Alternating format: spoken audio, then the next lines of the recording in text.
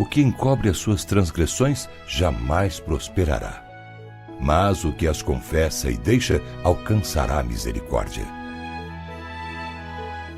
Nós vamos então tratar do tema a tragédia do pecado oculto.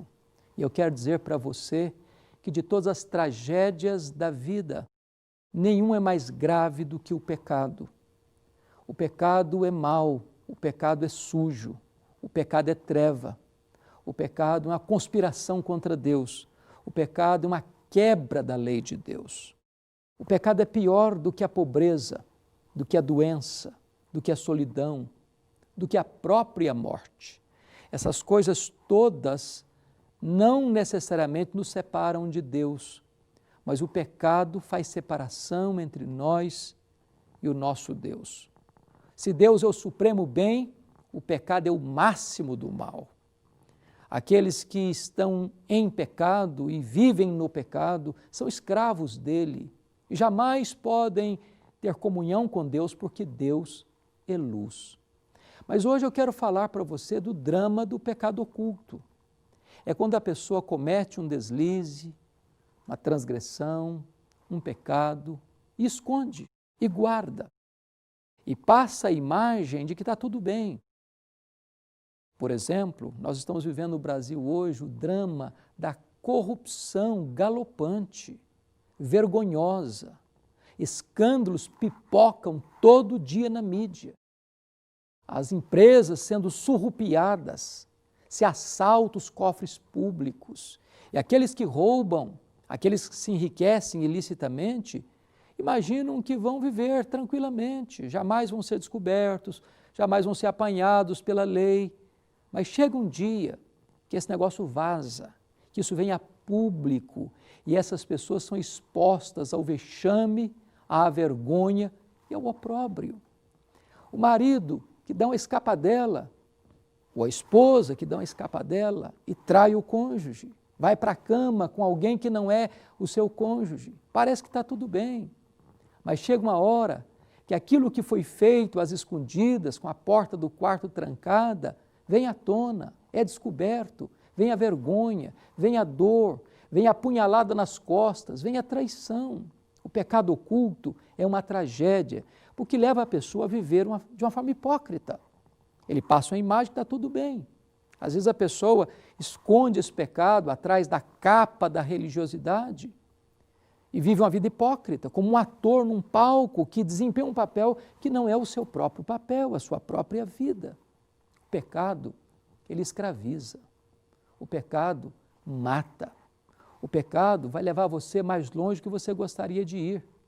O pecado vai custar para você um preço mais caro do que você gostaria de pagar. O pecado vai reter você mais tempo do que você gostaria de ficar. Provérbios 28:13 diz assim, aquele que encobre as suas transgressões jamais prosperará, mas aquele que as confessa e deixa alcançará misericórdia.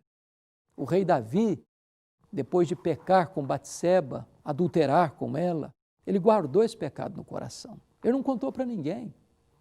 E ele continuou exercendo o seu papel de rei, despachando no seu palácio, mas lá por dentro havia uma dor, havia uma culpa, havia um medo, havia uma angústia. Diz a Bíblia que o vigor dele se tornou em sequidão de estio, as lágrimas rolavam pelo seu rosto, ele não tinha paz na alma, ele não tinha sossego no coração, porque o próprio Deus pesava a sua mão sobre ele de dia e de noite. Enquanto Davi guardou no coração o pecado, ele não teve paz. E eu quero encorajar você a não guardar pecado no coração, porque o pecado é uma fraude, é um engodo, é uma isca.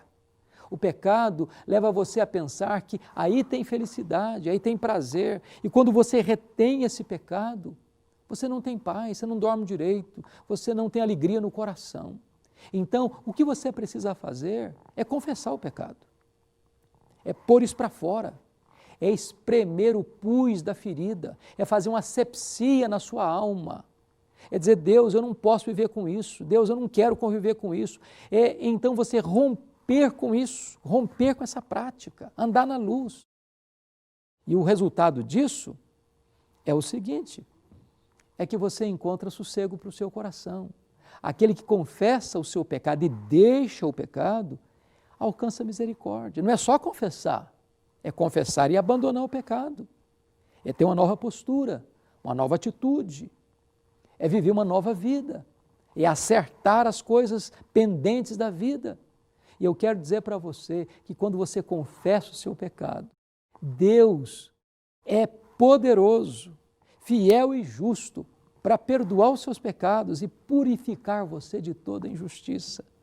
A Bíblia diz que o sangue de Jesus nos limpa, nos lava de todo o pecado. Talvez você diz, mas eu fui longe demais, mas eu errei demais, para mim não tem mais jeito, para mim não tem mais saída. Talvez você já está pensando até em dar cabo da sua vida, em tirar a sua própria vida. Talvez você está pensando, não, é melhor eu abandonar minha mulher, abandonar meu marido. Quem sabe você está pensando em desistir de tudo. Mas deixa eu dizer uma coisa para você, Deus é misericordioso. Deus tem prazer na misericórdia, Deus é rico em perdoar. Se você se voltar para Deus, ainda que agora você esteja quebrado, ferido, machucado pela vida, Deus vai perdoar você, Deus vai limpar você, Deus vai purificar você, Deus vai dar uma nova chance para você recomeçar uma nova caminhada na presença dEle. Não encubra o pecado, não guarde o pecado no coração, viva na luz, Deus é luz. E você vai perceber que há gozo, há paz, há alegria no perdão de Deus. Você não vai precisar mais viver com máscaras, você não vai precisar mais viver escondido, você vai viver na luz, porque Deus é luz e onde tem luz tem comunhão. E você vai perceber que não há maior alegria do que ter comunhão com o Deus vivo e todo-poderoso. Eu quero orar em seu favor. E agora mesmo você pode entregar sua vida para Jesus. Ele que é o Salvador, Ele que é o Redentor, Ele que pode trazer paz para o seu coração. Deus, ajuda a pessoa que está me assistindo agora para confessar o seu pecado e abandonar o seu pecado e receber de Ti o glorioso perdão. Em nome de Jesus. Amém.